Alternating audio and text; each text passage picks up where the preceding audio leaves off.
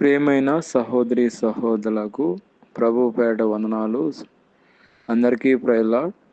ఈరోజు నేను ప్రత్యేకంగా ఎవరైతే అనారోగ్యంతో ఉన్నారో వాళ్ళ గురించి నేను భారంతో ప్రార్థన చేస్తున్నాను. దయచేసి ఏకీభవించండి. ప్రియమైన మా పరలోక తండ్రి యేసుక్రీస్తు ప్రభు పరిశుద్ధ నామమును బట్టి మీ సన్నిధికి వస్తున్నాం దేవా. ఈ సమయాన్ని బట్టి మీకు స్తోత్రం నాయనా.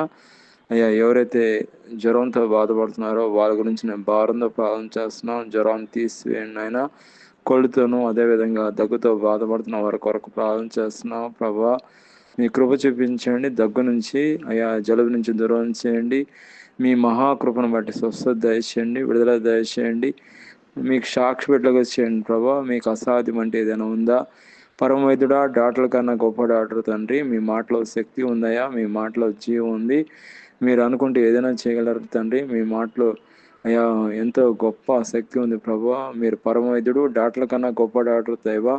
ఈ సమయంలో ఎవరైతే అనారోగ్యంతో ఉన్నారో యేసుక్రీస్తు నామములో స్వస్థత, విడుదల, పరిపూర్ణమైన ఆరోగ్యం చేయండి. మీకు సాక్షి బిడ్డలుగా చేయండి. గొప్ప అద్భుతం చేయండి.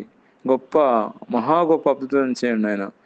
పరిపూర్ణమైన ఆరోగ్యం దయచేయండి. ఎవరైతే ఏకీభవిస్తున్నారో ప్రతి ఒక్కరిని దీవించండి. స్వస్థత అనుగ్రహించండి, విడుదల అనుగ్రహించమని యేసుక్రీస్తు నామములో ప్రార్థన చేస్తున్నాం తండ్రి. ఆమేన్.